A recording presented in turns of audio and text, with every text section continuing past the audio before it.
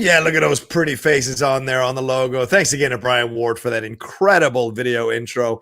It's just so much fun to see it done that way. It feels very professional. Feels like we're a real show because guess what? We are a real show. There you go. And we're excited to come back again. This is the Geek Buddies, back for another week of fun conversation, geeky conversation, and some ball-busting conversation, as is the case when the three of us get together. I am John Rocha. I'm a writer, producer, and host on the Outlaw Nation here and numerous places. Who's next? I am Michael Vogel. I'm a writer and producer of animated TV shows and movies, and I'm sad that we didn't get to do our usual intro today because apparently we're not doing it. And this is Shannon McClung. I'm an animation writer and a television actor, where you may have seen me on The Mindy Project, House, and My Name is Earl. And we are the Geek Buddies! Hey! Okay, now I feel much better. I needed that.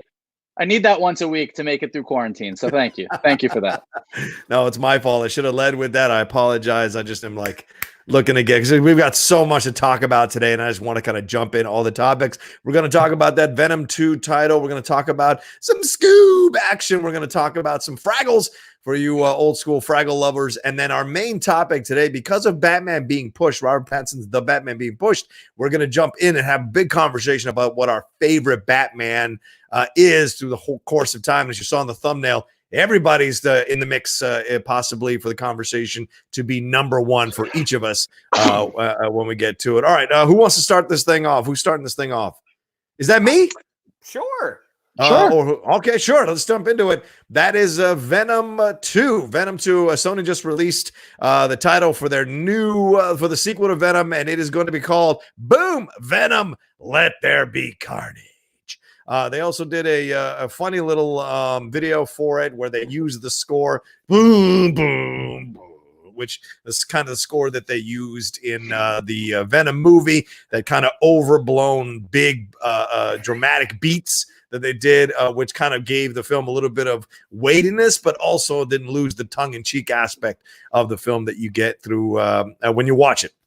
But this is interesting because a lot of people are upset online that it's not called Maximum Carnage, because there are rumors we're going to get Shriek possibly in the movie. She may be broken out of prison like Carnage breaks her out of prison in Maximum Carnage. We are going to get Cletus Cassidy in this with Woody Harrelson. But I personally like the title because Woody's like, there'll be carnage. He did that at the end of Venom. So it just makes all the sense in the world. Let there be carnage. It's so grandiose. It's so dramatic. It's like a Shakespearean actor. Let there be carnage. So to me, that fits the vibe of these symbiotes, because these symbiotes suffer from personality issues. That is self-worth, self-esteem issues. That's why they gravitate onto other people and take over their lives, because they don't have any lives of their own. So why wouldn't they be over dramatic? Because they're insecure. So to me, I like the idea of Let There Be Carnage. I like the title. Gentlemen, please, what are your thoughts?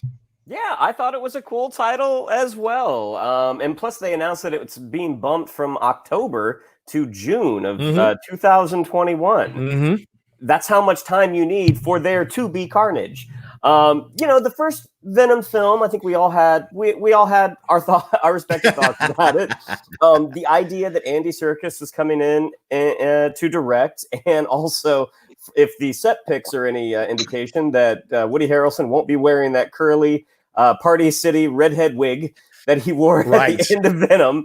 But yeah, I think that's a cool title. And, just Andy Serkis is a very unique talent. Mm-hmm. So to see him take on this franchise that did incredible business, really resonated with a lot of the movie going public, even though it didn't resonate with everyone in the geek community. It's still very exciting. I think that's a great title. Michael? I mean, cool. Can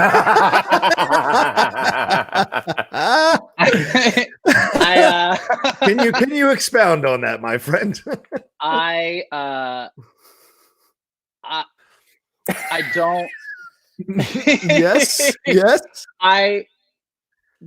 Okay, you know how like when we talk about Batman versus Superman or Rise of Skywalker or even Man of Steel, Justice League, whatever, like I have a lot of opinions because those movies make me so angry. Right. Venom is such a garbage movie that I can't even get angry, and I can't even get excited or not excited. Like the fact that this movie is called Let There Be Carnage is like, cool, yeah, I already knew he was in it. Fine.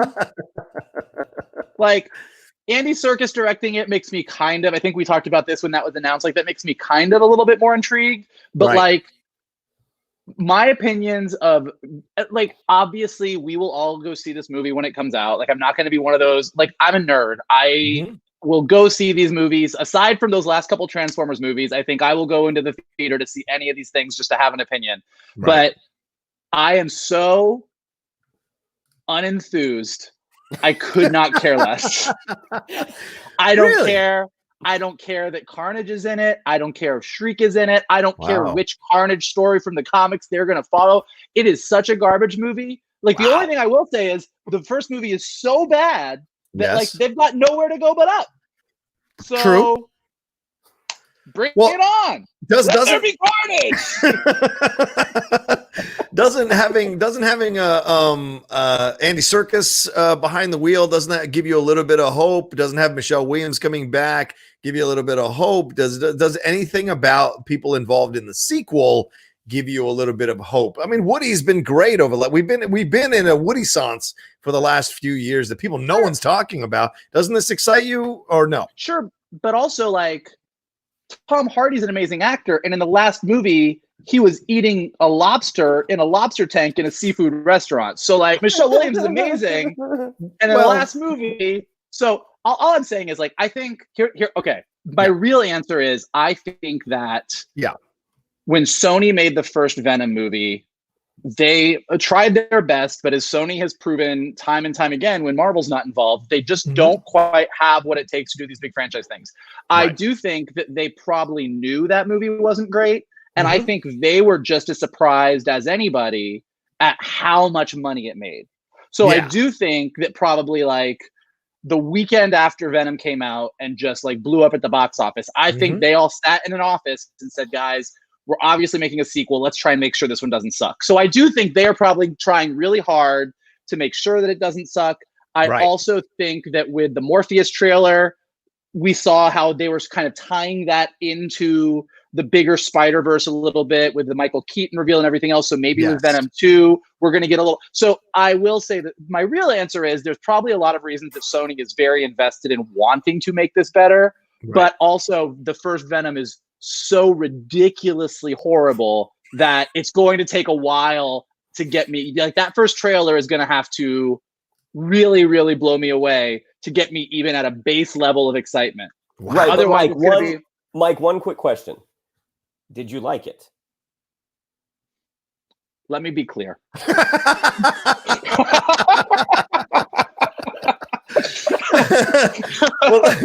well, before we lose the plot here, you're right, Mikey. We are going to get Carnage versus Venom. That's going to be interesting to see. Are we going to see the Maximum Carnage storyline play out? There's obviously a bunch of Marvel superheroes that would have to be involved for that to play out. But will we get like Doppelganger? Will we get these other characters from Maximum Carnage that might slide in here? And are they giving themselves a little bit of an easy way out by not full on admitting these characters are going to be in there? So maybe they didn't call it Maximum Carnage because they're only going to pick out little pieces of the Maximum Carnage storyline that they may revisit down the road if the Sony MCU thing fully happens.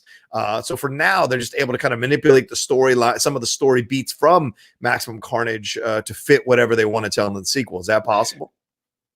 Yeah, I mean, I am very dubious of the Spider-Verse and the Marvel Cinematic Universe ever fully colliding. Like I think that Marvel does what they do so well that they make it look easy, and having all of these interwoven storylines like going in and out of each other and having this moment leading to this moment and this person also showing up in this movie. Like they do so well that they make it look easy, but throwing a bunch of like crazy Spider-Man villains and their storylines and everything else in there, like I think we will get Tom Holland sort of weaving in and out of some of these other anti-hero tales. And I think that the Peter Parker universe, the Spider-Man part of the MCU, will maybe come in and out of some of these movies that Sony has coming out to kind of make them feel like they're more in the Marvel universe. But I don't think we're anywhere close to having the Avengers showing up in a movie with Venom and Carnage. Like I just don't see that happening. So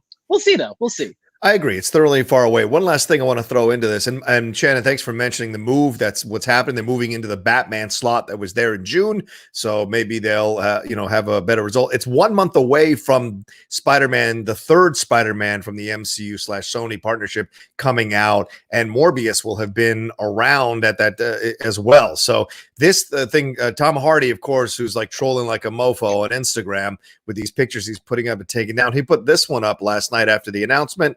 Boom, Tom Hardy. That is Venom eating Spider-Man. So he put that up there, and then he quickly took it down after it got the attention he was looking for. So you're looking at this picture. Does this let you think? What does that make you think that they're going to gobble up Spider-Man at the box office, or if Spider-Man might make an appearance because the rumors that Tom Holland was supposed to be in Venom? What do you think that means? Put that picture up again really quick. Yeah, okay. All right. Hold on. Did you say please? Hold on. I'll just put it up. Please put that. That picture looks like Venom is sneezing red wine to me. That's like it took me a minute. It took me a minute to even see the Spider-Man part of it. Like you opened it and I was like, oh, okay, so Venom's a red wine guy. Good to know. Good to know. I like tomatoes. It could be tomato sauce. To go off of Mike's sneezing red wine theory, I mean, the fact that he smiled the whole time and it went out sideways. I know. Maybe that's something one of us should try. Let's see. Like, is this even possible? Yeah, right. I mean, we'll see. I mean, what do you think, Shan? Do you think we might get Tom Holland Spider-Man popping in for a few scenes or a scene? Do you think? I mean, I think it's definitely on the table. I mean, Michael Keaton showing up in the Morbius trailer certainly puts that out there. Yeah. I don't know. I mean, I don't know what sort of ownership the MCU has over Spider-Man, because my guess is that they probably don't necessarily want him to do it, but ultimately it is Sony's property. Yeah. So I don't know. I mean, I don't know. I also thought that a part of Sony and Disney sort of making up post Far From Home was that they were going to be a bit more lenient with Tom Holland and the Peter Parker Spider-Man universe sort of mixing, which is why we got to see Michael Keaton in that trailer. So I think there's a chance of seeing some stuff like that, like Tom Holland kind of popping up would not shock me. Okay. There you go. That's certainly possible. I'm looking forward to it. I actually think it might be a better film than the first one. And at least I hope so. But the title lets you feel like this is going to be one of those films that keeps the vibe. The stakes are still going to be high, but the tongue is going to be firmly planted in its cheek. And we'll see how far they go with Cletus Cassidy, because like there's no way this can't be there's no way this is not an R-rated film, right? I mean, can you do Carnage and Venom and have it be PG-13 and make it work? I feel like it has to be R-rated, right? You don't think it'll be R-rated, Mike, or do you think it has? No, I think it should be. I think it definitely, like it's all the conversations post Deadpool about R-rated superhero movies, non-R-rated superhero movies. Like it really depends on the character, but Venom is definitely one where it's like, and Carnage is one where you're just like, you really kind of got to go for it. Yeah, agreed. All right, what do we want to next? What do we got next? Well, as Rocha posited a few weeks ago, Scoob is moving to video on demand. It is one of the films. Like, there he is, Scoob! Wow. It is one of the films that was pulled from the release schedule by Warner Brothers, and following in the footsteps of Trolls World Tour, it is going to be released on premium video on demand on May 15th. You'll be able to rent it for a 48-hour period for, I believe, $20, or buy it, I think, for $25. Yeah. This trailer, it's interesting because Scooby Doo has had a somewhat tempestuous relationship with theatrical releases. I thought you were saying checkered past. I was like, what? Scoob. Well, I think everyone was so excited to get Scooby Doo on the big screen just to see how they would do it. And the first one was fine. Like, it was all right. I think Matthew Lillard and Linda Cardellini really came out, great performances. Yeah. The other two, not for me. And, And then the sequel, which I don't think I got all the way through. I didn't watch it in the theaters. Yeah. I think I watched it on video or on DVD. So the fact that they're actually trying a computer animated film, they're adding in a lot of people, or a lot of characters from that Hanna-Barbera catalog, like Blue Falcon. I'm curious about it. I mean, I didn't have any desire to rent Trolls World Tour. I probably will rent Scoob, though. Gentlemen, what do you think? Yeah, I'm with you. I'm super excited. I mean, I've been excited about it. I think the trailer is really, really sweet. Like, when you see like young Shaggy find young Scooby for the first time, like, it's definitely, I got the feels. And to your point, like, the second that you really realize that the story involves Blue Falcon, Dynamite, Dick Dastardly, it kind of is like the Hanna-Barbera cinematic universe getting a kickoff, and like, that made me more interested. Like, it just seemed like it was a more interesting take on Scooby-Doo, just the way the trailer seemed set up, than the typical, like, let's reintroduce them again and have them solve a mystery. It looked like there was some emotional stakes there. It looked like they were going to have a bigger story, probably like with Shaggy and Scoob maybe stepping into the Blue Falcon Dynamite role or something like that. So yeah, I'm definitely going to rent it. It was one that I was excited about, that I definitely was going to check out in theaters. And that will definitely be a rental while we're all chilling here at home, because I think that'll be a fun way to spend the afternoon.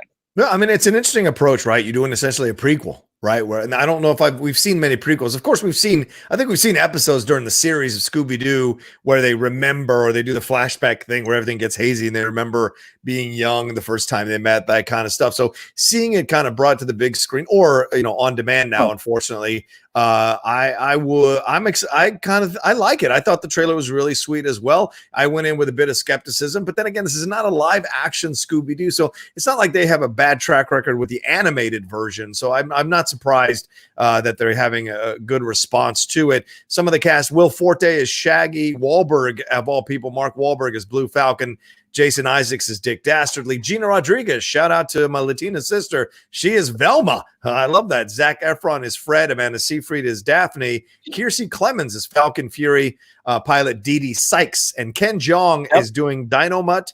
Tracy Morgan is doing Captain Caveman. Captain Caveman is it? Yeah, Captain Caveman is it. I'm so into this. I'm there.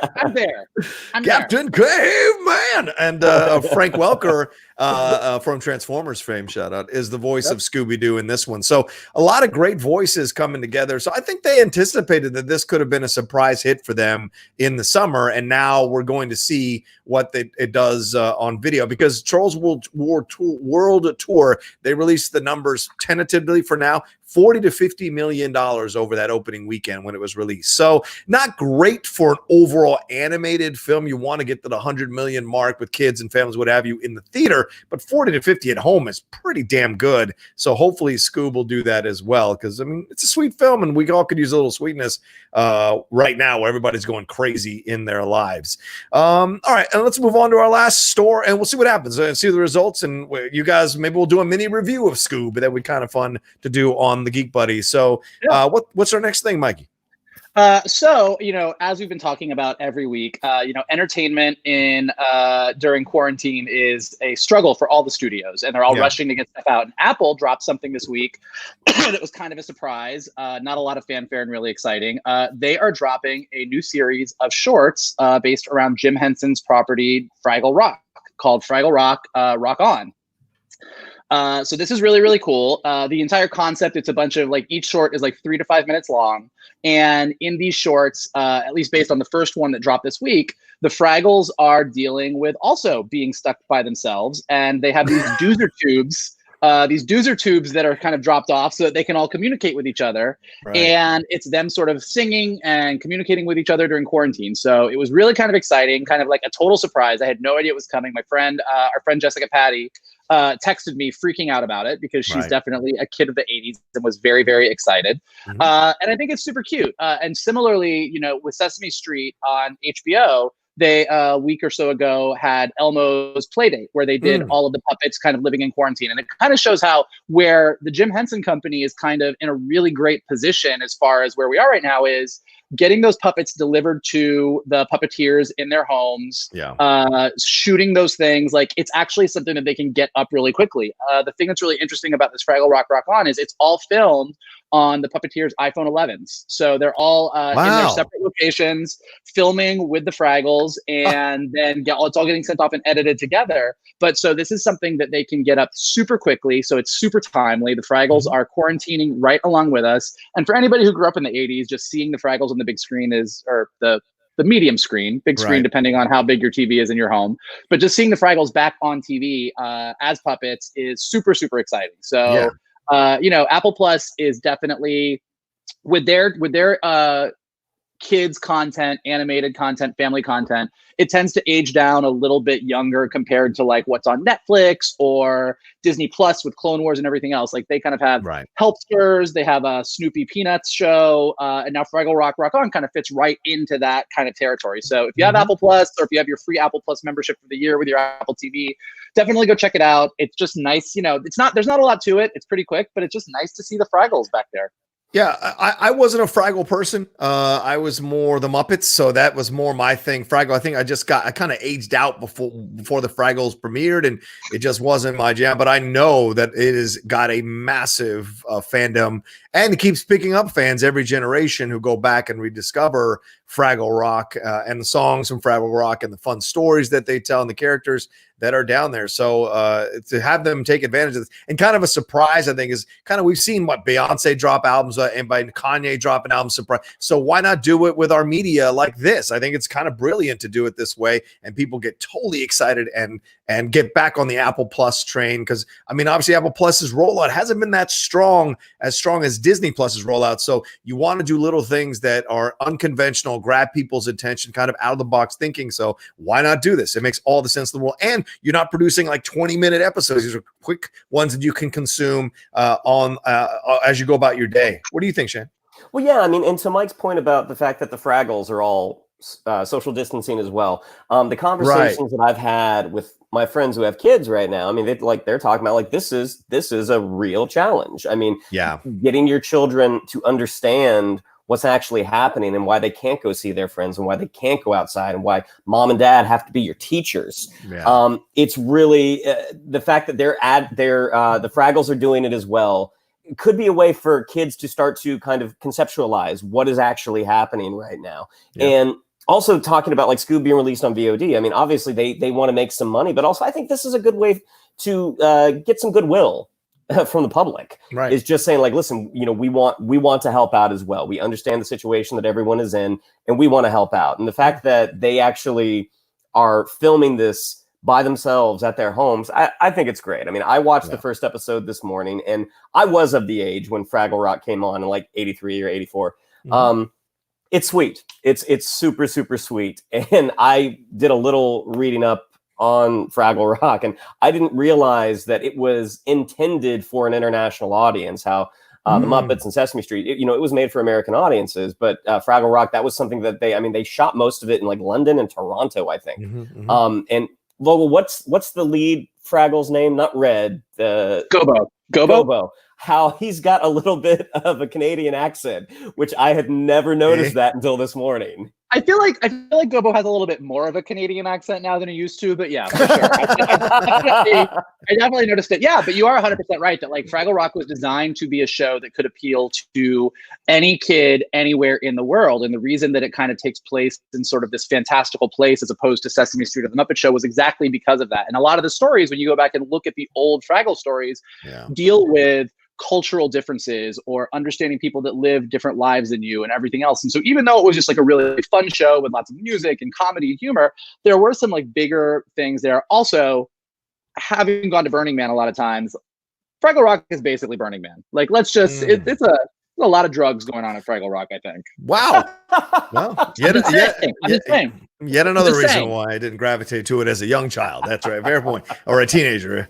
Good, but that's not the only thing happening on streaming services, Michael. I forgot to pump this up at the beginning of the show, but certainly we see it in the thumbnail. That's not the only thing happening over the last few. People have been going crazy about this. Boom, Star Wars Clone Wars. Mikey, what can you say about this? I just binged all 4 episodes that I had missed before we started doing the show, and talk about a thrill ride. At times it was a little like, okay, this is kind of convenient, but then when this part 1 that they are doing to end the season kicked in, I was just like, wow, this is going back into the world of what got you into Clone Wars. So what can you say about this, Mike? Yeah, we don't want to say too much, and I know we want to get moved on to the main topic. And we had said early on when we were talking about the Bad Batch arc that we were going to wait until Clone Wars was completely finished, to kind of discuss the entire season as a whole. But we all were so excited about, particularly this past week's episode, the part 1 of this final 4-part journey,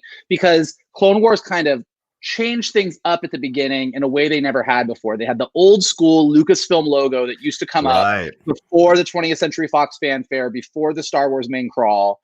The Clone Wars logo, which was usually yellow, was red. And instead of having like sort of that quote about some kind of like philosophical idea, it just kind of said part 1 and went into the episode.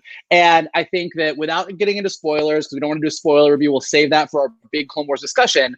I think you can say that this first episode delivers on this promise that these last 4 episodes of Clone Wars season 7 are basically going to be the Star Wars movie that a lot of us wish we had gotten at the end of last year. That that for people who are Force Awakens people who are Last Jedi people, I think we can all agree that Rise of Skywalker didn't fully deliver on everything that we wanted, even though it had some amazing moments. And I think that with everything they've been building up to with Clone Wars, with the way that Dave Filoni and the entire Clone Wars team have really sort of taken this era of Star Wars and brought it to life for us over all of these years and all of these seasons, this final arc, they're really going all out with the animation, with the story, with the score, with the music. I mean, it opens on a battle with Anakin and Obi-Wan that would have fit right in at the beginning of any live action Star Wars film. So I think just sort of seeing, obviously we've talked about her a ton on the show, Ahsoka Tano, obviously one of all of our favorites, but seeing her arc of Clone Wars kind of come to this point and get to the culmination of so many themes and ideas and everything, just really everyone I've talked to has been beyond excited. It's just made Star Wars fans go crazy, and it's just the first part of 4. Like, we have 3 more episodes to go before we get to the finale. So I think we just wanted to mention it, that if you haven't been watching Clone Wars, now is as good a time as any to catch up, and you will definitely get to a rousing finale based on this first episode. So definitely tune in, definitely check out, and definitely wait, because a few weeks from now we're going to do an entire Clone Wars breakdown, spoiler review, where we talk about all of Clone Wars, not just season 7, but kind of talk about the themes throughout all 6 seasons of Clone Wars and what made it so strong, leading into this ultimate finale.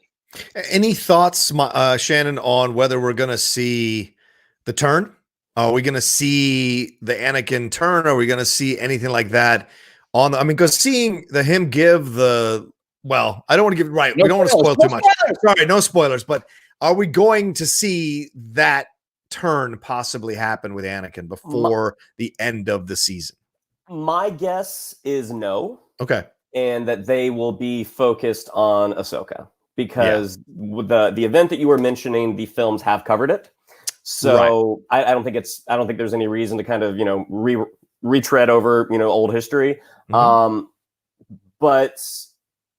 if they do or if they don't, I mean, just the fact that we're getting to see sort of the conclusion of this chapter, that's, I would say in between episodes 2 and 3, when they came out in the theaters in 02 and 05, that a lot of people are like, oh my God, you skipped over the best parts.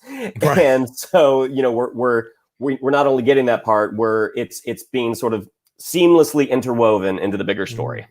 Well, it seems weird, Mikey, doesn't it? Like Ahsoka never appears in the 3rd film, so where are they going to find a way to explain why that happens? Maybe through this interaction we saw, and I'm not giving anything away. We saw in the trailer for Clone Wars the confrontation possibly between Ahsoka and Maul. Is there something that possibly happens here that could explain why we don't see her in the 3rd movie?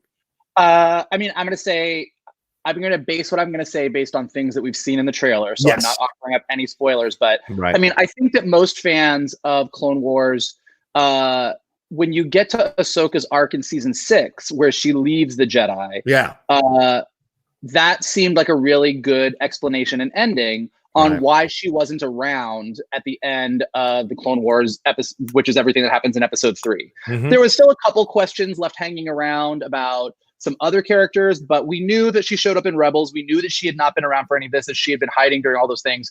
I do think that this arc is going to further solidify explaining exactly where she was during some of those events. Because, you know, as we've seen in the trailers for season 7 and as we've been building up to, she's kind of focused on this whole Mandalore storyline, which is going to sort of hopefully tie into things that are going on in Mandalorian season 1 into season 2. So I think that, yes, I think that it's been pretty well documented so far in Star Wars that Ahsoka was removed from everything that was happening and survived. We know that. And I think this will actually just further explain it. I don't think they're going to do anything that is going to contradict that and make episode 3 seem weird. Okay, maybe we'll see the shades of Rebels, right? Because no, I guess Rebels occurs like a few years after this, so maybe there's something right that could be dropped in here that could lead to Rebels or laying the groundwork to Rebels. So essentially, Clone Wars looks like it's going to be this like self-enclosed thing that is connected to the canon, connected to the overall trilogy, but it'll be a place where you can go and think about what could have been if Anakin hadn't turned. And that's a great thing for it. Honestly, that kind of speaks volumes to how you can enjoy it. I mean, him swaggering into, never mind, no spoilers. All right, let's move on before I ruin anything. Save it. Me and my big mouth. All right, let's take a quick break and then we'll jump into our main topic as we battle it out. We get into the Batcave, all three of us, and battle it about which is the best Batman ever, either on screen or otherwise. We'll get into it right after this.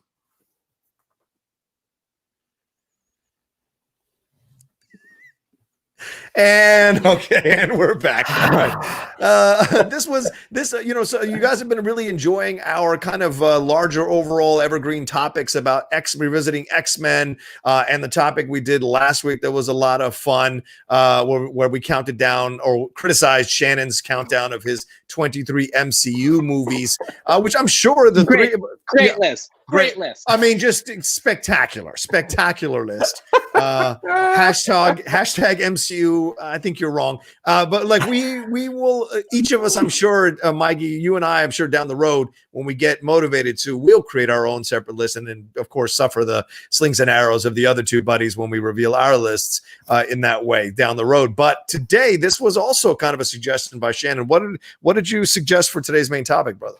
Well, we found out this past week that, as everyone had assumed, that the release date for the Batman next summer was pushed from June to October 1st, the first weekend in October, which interesting date. That's the same date that Joker occupied last year. Right. So it got me thinking, like, again, I think people, as you have said, John, people have been enjoying sort of these discussions that aren't necessarily directly tied to something that's happening right now. Mm-hmm. But it got me thinking, like, Batman has had such a long history on the big screen and the small screen. Yeah. I started thinking, like, who really is thus far the best Batman? We've seen campy versions, we've seen big budget versions, we've seen dark and gritty versions, we've seen animated versions. Yeah. There has been no shortage of great performances of the Dark Knight across his many-yeared history. So it got me thinking, like, who do you guys actually think is the best Batman? It's a good question as we jump back onto, I mean, there's so many, as we just saw from that graphic, there's so many to choose from, and that doesn't even include Kevin Conroy's Batman. That's how many Batmans there have been since the 40s. There have been a version of the Batman with interesting cowls and interesting ears and costumes and what have you, and fantastic performances from so many people. But let's talk about it a little bit more, Mikey. What do you look for, Mike, in a Batman? Well, I think it's hard because I think that, we can all, and I think we talked about this before, but I mean, you can talk about sort of classically what your idealized, like, perfect Batman is. But I think that when you talk about that, like, I don't know, that, at least on the big screen, we've ever seen everything that goes into that Batman fully realized. So I think, kind of skipping over the 1940s Batman, I mean, everyone kind of laughs about Adam West, but I do think you have to give it up to that 60s Batman show, because I think one of the reasons that Batman has been so enduring is that there is a dark side to him. There is the dark, gritty Frank Miller, really kind of psychological issues that Batman has. Like, there's that side to him. But then because of that 60s Batman, there is a fun and a lightness and the Batcopter and the Bat plane and the Bat hairspray, like whatever you had, the Bat everything. I think that the lightness that had balanced with the darkness is one of the reasons that Batman is one of the most enduring superheroes that there is because you have that balance. So Adam West, I think, gives a lot to Batman that he doesn't get credited for. I know that when the 1989 Batman came out, as we've talked about with Ian McKellen playing Magneto and even Tom Holland playing Peter Parker, when Michael Keaton was announced as Batman, people were like, that is incorrect. Letter writing campaigns. that is not me. And I think that Batman. I think Michael Keaton sort of has a weird balance of, he was in a Tim Burton movie, and Tim Burton movie, so it naturally was a darker, more brooding Batman, but at the same time, particularly with his Bruce Wayne, he almost had an Adam West kind of glint to him. There was kind of a little bit of Michael Keaton, that twinkle that he has in his eye sometimes that kind of made Batman sort of charmingly different. Then I think, I don't know, do we even really need to talk about Val Kilmer or George Clooney? I mean, is there? They had nipples. They had nipples. They each have their defenders. I'll be honest with you. There are some people who like the Kilmer Batman.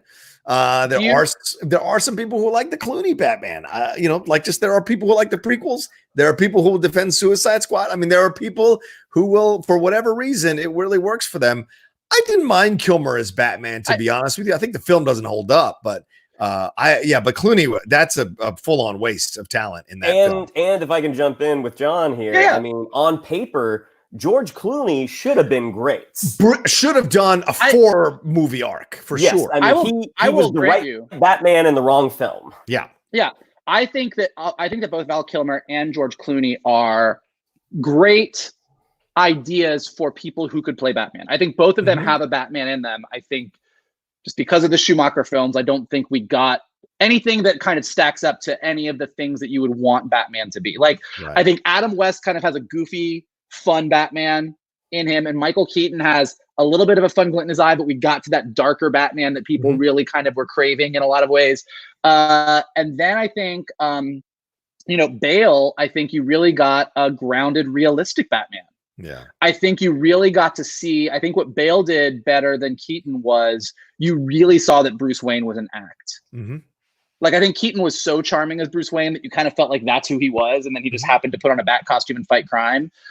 Christian Bale, the distinction that Nolan had with Bale, where everything I do as Bruce Wayne is an act to get what I want because Batman is the real thing. Like, that was very, very clear. His Batman voice leaves a little bit to be desired. I think that's a hard thing for most people to find that distinction between what your Bruce Wayne voice is and your Batman voice. I think maybe he went a little bit overboard with the rattle his cage. Like, it hurts my voice to do it.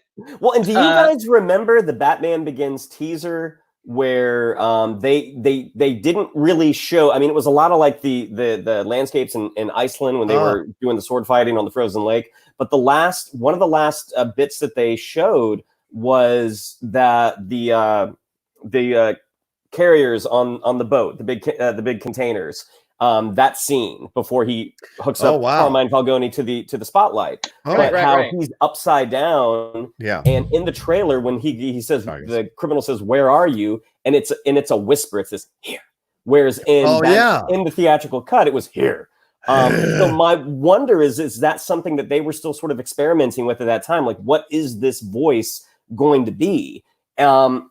And also, one more thing I wanted to add, something that we saw with Christian Bale that we hadn't seen up to that point was the real world implications of what it means to be out all night fighting criminals. Yeah. Where you see the bruises on his back. Like, he has to come up with these excuses of like, what does a playboy do during the day when he's asleep in The Dark Knight in that board meeting. I mean, those were all really great things that Christian Bale brought to it. And that's one of those, it was one of those situations where the fan casting that was happening, that Christian Bale was a name that got thrown out a lot. And it was one that they ultimately decided on.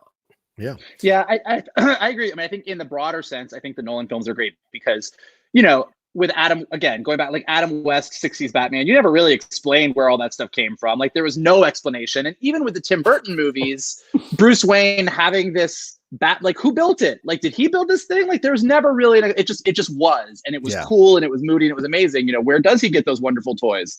I don't know, Jack Nicholson. I can't explain it. And then with Nolan, they really kind of came in and like they went through and said, this is exactly where he ordered this thing. This is why Lucius Fox, like this part of Wayne Tech. So I think they really grounded Batman, which was great. But one of the things that was still missing there was the detective aspect of Batman. I don't think that in any of these. And then there's Batfleck. Why don't you guys talk about what you like so much about Ben Affleck as Batman? Because I know that a lot of people really do like him, and I've made it clear that I'm not the biggest fan, but I think he falls to me into the same category as George Clooney and Val Kilmer. Is I think that Ben Affleck has a good Batman in him. I just don't think these movies ultimately did him right, but I know you guys like him better than me. Well, there's a lot to, I mean, that was a lot that both of you just mentioned. So I want to touch on a couple things and then I'll swing back to Affleck. I think the Adam West thing is a great thing for you to bring up, Mike, because I know people talk about, oh, we wouldn't have Batman without Adam West. It's not 100% true. I'm sure someone would have taken a stab at this property that had been around for numerous decades and seen what they could do with it. But every Batman is a reflection of where we are at the time, right? In the 60s, it was free love. It was chilling out. It was having a good time. Bubblegum pop, all that kind of stuff was going on. Right. So you have that Batman, kind of like the Bobby Darin or the Sinatra, right? They're kind of trying to figure out where to trend. Now it's funny in retrospect to go look at it, but he's trying to be cool. He's trying to be hip. He's trying to do what the kids are doing sometimes in some of those episodes, but still, it's still fun to revisit those episodes and outlandish. And certainly Adam West and Burt Ward were pretty serious in how they played these characters. Yes, they had fun throwaway lines they had to deliver, but overall they seemed to be legitimately concerned about these poor deluded children or poor deluded women or poor deluded men that they were trying to save throughout the series. So I enjoyed that. But then we get the Michael Keaton Batman, and this is Tim Burton, so it's a little bit darker, but still somewhat fun. And the Joker is having a blast through the whole movie. I mean, him, and then you put Prince to the soundtrack, for God's sake. So it totally reflects where we were in the 80s, this kind of age of excess, right? The 80s were that decade of excess. So Batman's going to be a little much. And so is Joker, and all this is happening. And then eventually we get to the Bale. The Bale's more the grounded. Why? Because we as a society have moved on and we've seen past that. We don't want cartoon stuff. We don't want comical stuff. We want the real gritty stuff. And then we get this Christian Bale Batman, but still a little bit of the voice that kind of has an issue overall. And then we get to Affleck. And this is the thing with Affleck. And of course, Conroy is just, that's a whole nother conversation. But for me, Affleck, I think, once again, reflecting where we are, we're a little more brutal of a society. We're a little more angrier. We're a little more just everything is larger in our worlds now. And so that's a Batman that reflects us. As much as he's a Dark Knight Returns Batman or connected to a Dark Knight Returns Batman, he's a Batman that reflects us. Everything is power shots and big moves and questioning saviors and things like that. So overall, I do like him as Batman. I do enjoy his scenes as Batman. I just think he never got his proper due as Batman as the other ones have. Shan? Yeah, well, the thing with Batfleck is from the beginning, I was not a fan of the casting because I do think in the right role, Ben Affleck is very, very good. After watching Batman versus Superman and to a much lesser extent Justice League, I'm like, he did a fantastic job. He was not the right guy. Ben Affleck has sort of an ingrained blue collarness to him. Yeah, that's a great point. That, Bruce Wayne, especially in the guise of Bruce Wayne, he doesn't have. He has to be refined. Even in like his older and world-weary days, he still has to keep up that appearance. And this has less to do with his portrayal, but more where the DC cinematic universe could have gone had this caught on. It's a real shame that because I think that world was being set up where we could have seen some of those larger than life villains that we have not seen on screen yet, like the clay faces, like a really good interpretation of Mr. Freeze. Like, I think that's where Ben Affleck's version of Batman is where those could have gone. Yeah. And let me add one more actor into the mix here, because obviously Kevin Conroy on the animated front is Batman. I mean, just across the animated series and 3 of the 4 Arkham video games.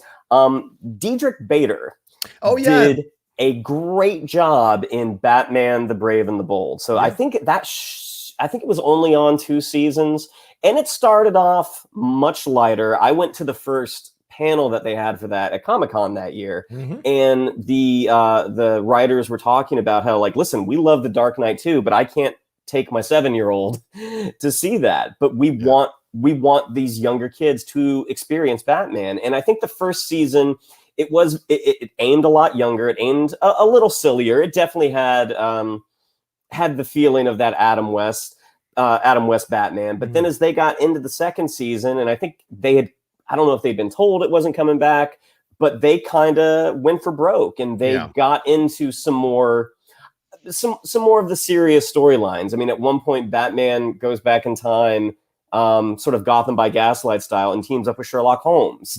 Some really great episodes. And Diedrich Bader, he's not Kevin Conroy, but I mean, for what that series was, Diedrich Bader was fantastic. Yeah, and that leads me to I was sort of holding Kevin Conroy in reserve because I think that spoiler alert, like, he's the best Batman. Like, that's my vote for best Batman. Like, I don't think that there is a better Batman than Kevin Conroy. I think that when you look at the length of time that he has played Batman through all of the Batman the Animated Series, into the further adventures of Batman and Superman, into playing him the older Bruce Wayne in Batman Beyond, playing him in Justice League, playing him in Justice League Unlimited, playing him in the Arkham games, I think he might arguably have the longest stretch of any actor who's played Batman. Certainly. And I think even the things that we were talking about with, Bale, Batfleck, everybody trying to find that distinction between Bruce Wayne and Batman, Kevin Conroy vocally nailed that from day one. Like, I know exactly what Bruce Wayne sounds like. I know what Batman sounds like.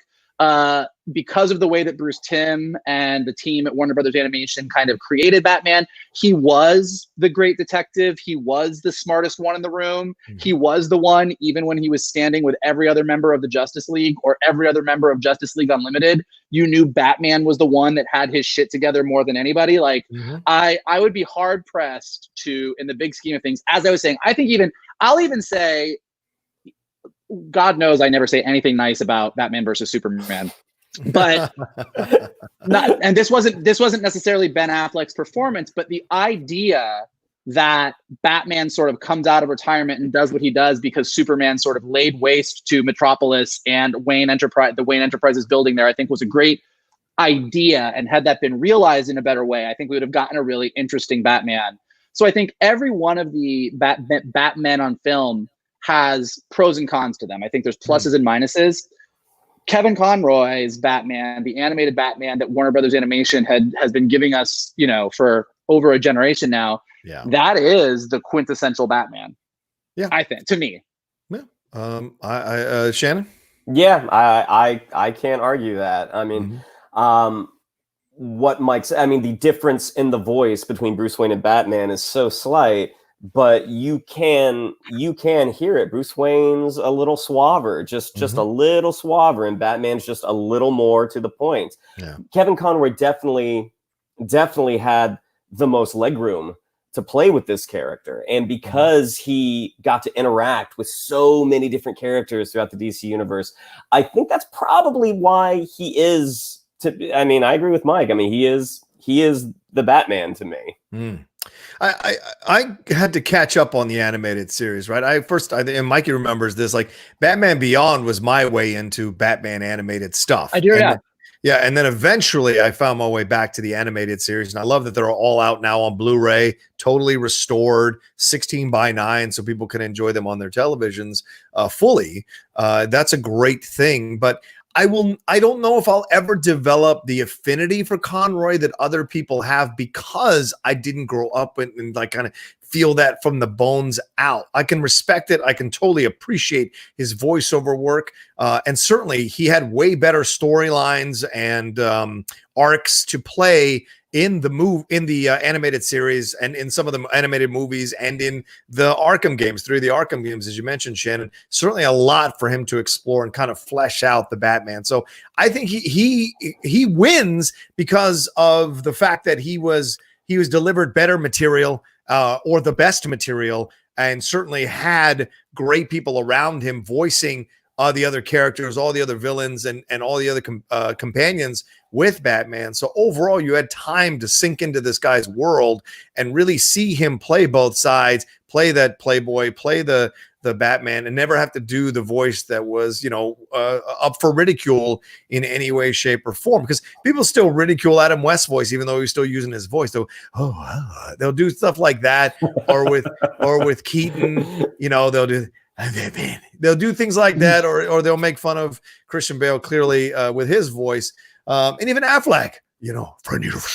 There's stuff that you can play with there that it's tough to bring it over to the on-screen stuff and get it right. We'll see how Pattinson's voice is. Will he join the long list of people whose voices got made fun of for doing Batman on screen? But Conroy never endures that, because Conroy's voice is so perfectly calibrated for the Batman he's creating. So I do agree with you guys that I think he is the best Batman overall, but I will stand for Christian Bale's Batman on screen. And I think only because he feels more grounded, more realistic, and he brings an element to the Batman that we rarely see in any other Batman, and that is this vulnerability or fear that he isn't good enough at what he's doing. It's prevalent throughout all three movies. Yes, because he's always getting tricked by everybody he's going up against. Even in the first movie, right? Ra's al Ghul tricks him all the way up until the end in the train. Then he realizes what he has to do. In the second movie, the Joker tricks him into going after Aaron Eckhart instead of going after Rachel.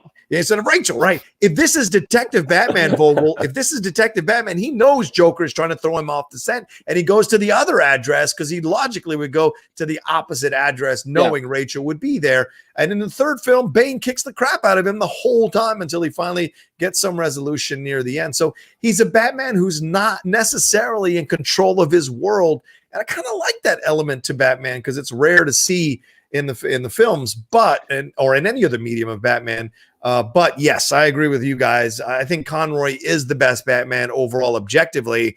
I think there's no bones about it. And yes, some people might push back, go, "Oh, it's an animated thing, so he doesn't have to do the same stuff." But I would disagree with that 1,000%, because the number one thing you look for in a Batman is believability, and you know it from the voice, right? I mean, if he looked like the perfect Batman and sounded like Korg, you wouldn't think this is a great Batman. So the voice is essential to creating your image in your mind of what this Batman is doing.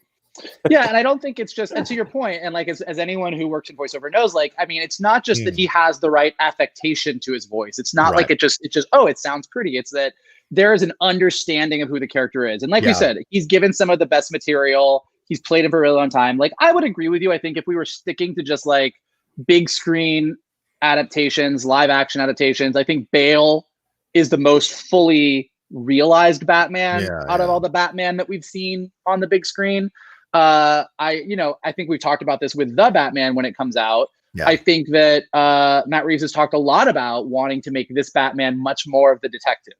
That's been a big part of what's been discussed. So that's, as we've said in the past on the show, like, I'm really excited to see a Batman that is more of the detective that Kevin Conroy's Batman is as a live action thing. So maybe that will become the new ideal norm. Batman. But it'll be interesting to see. But yeah, I think that, I think as much as we say that Christopher Reeves sort of embodies Superman, or that Chris Evans or Tony Stark, Chris Evans or Robert Downey Jr. kind of embodies Cap and Iron Man. Yeah. I think Kevin Conroy, just as much as any of those guys, embodies Batman to me. Yeah. What about you, Shane? Yeah, agreed. I mean, I will always have a soft spot for Michael Keaton, and it's a shame we didn't get more than 2 movies out of him. Yeah. Because also, as you guys had said earlier, it was just so unexpected. It was this type of casting that came out of left field, and everyone was so mad about it. And then you watched Mr. Mom suddenly become the Dark Knight. I mean, you watch him become a badass, and you believed it too. I mean, you watch Batman Begins, you're watching Christian Bale training on those poles, and you just see this dude is ripped. Yeah. I don't think Keaton ever took a shirt off for 2 movies. No.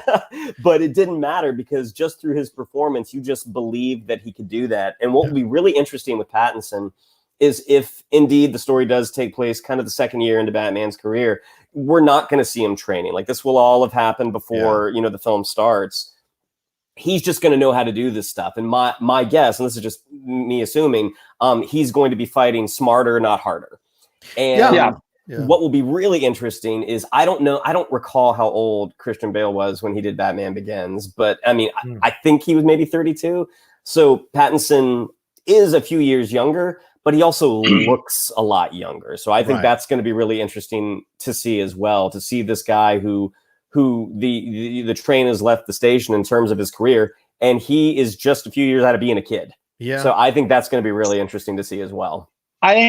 I think, Shannon, to your point, another thing that's going to be really interesting about this new movie is I think that Nolan's Batman series with Bale worked so hard to ground every villain. So whether it was Scarecrow or Ra's al Ghul or Joker or anyone or Bane, like there was this is how this person can really exist in real life. Yeah. And that was great because we had never seen that before, but it did make it harder for us in that world to have ever gotten a Mr. Freeze or a Clayface or any of that other stuff.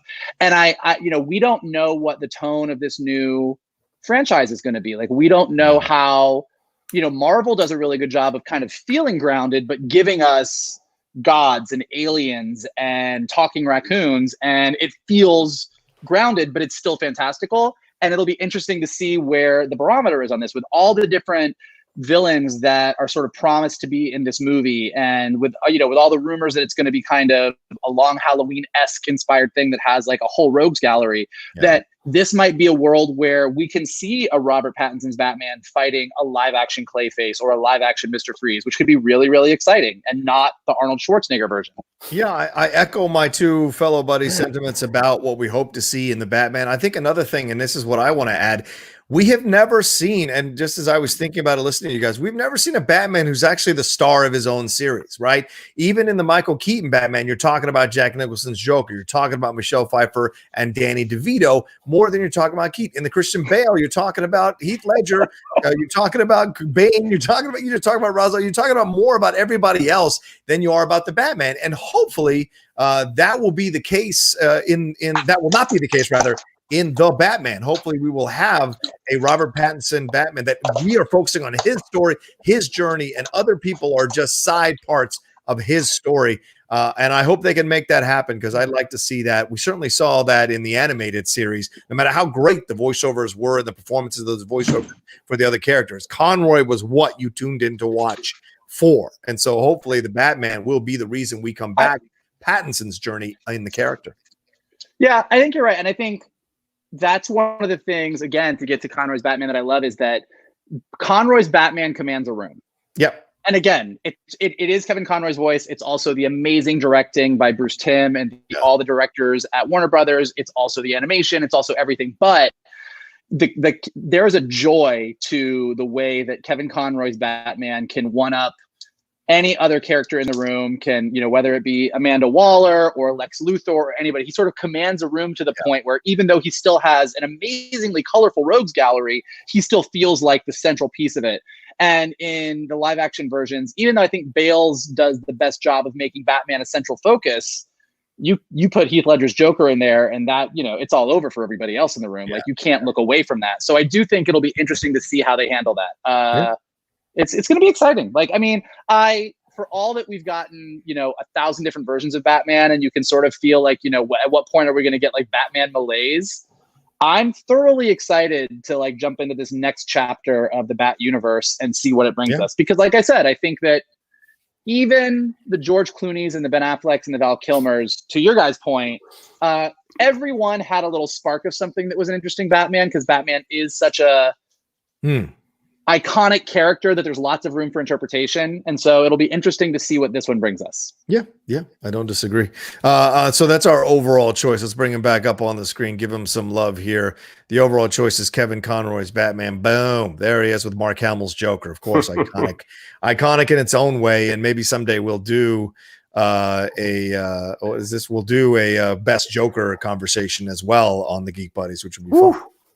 I mean, that one's tougher. That one is, I mean, I would likely say that if I was going to guess right now, I'd call Mark Hamill. Like, I think Mark Hamill and Kevin Conroy are my idealized, but the Joker debate is a lot harder to have. Yeah. There are a lot of, I think there's a lot more strong arguments to be made for each Joker than there are for every Batman. I agree. And we will probably get to that sometime down the road here on the Geek Buddies, but that is it for this episode of the Geek Buddies. Can't thank you all so much for clicking on the YouTube link for the show and watching our pretty faces talking about all this geeky stuff, or downloading the podcast episode and listening to us in your ears as we do our imitations of all the multiple Batmans and talk about all the separate subjects we talked about today. Shannon, what can we tell them?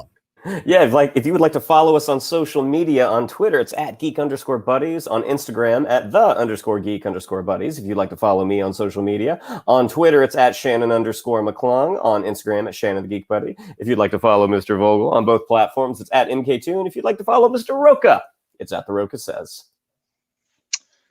Listen up, everybody. I'm going to rattle your cage. Oh, no. I need you to do something for me. If we're going to save Gotham City, I need you to go. I can't do it. He pulled the ripcord. You know what? I could have maintained the character. I couldn't maintain the voice. I could already feel it scratchy. I was like, I thought the corona was coming on. Listen, here's what we need you to do. If you're watching us on YouTube, go ahead and subscribe below. Leave us some comments. Let us know what your favorite Batman is. Let us know what you want us to talk about in the next few weeks. We're going to have these broader conversations. If you're listening to us on Anchor or Spotify or iTunes or wherever you're listening to us, give us some ratings, give us some comments. It helps us go up in the rankings so that more people, when they search geeky things, find us.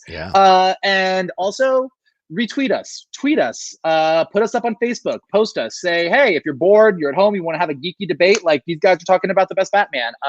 We just want to get the word out as much as we can because we really enjoy doing this. We really enjoy talking with you guys. We really enjoy the feedback that we get from you on YouTube and on Twitter and everywhere else.